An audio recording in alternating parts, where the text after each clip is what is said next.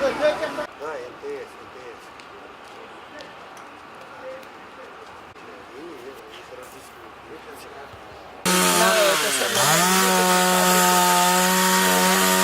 В черный список выставила и в нашу группу в этом.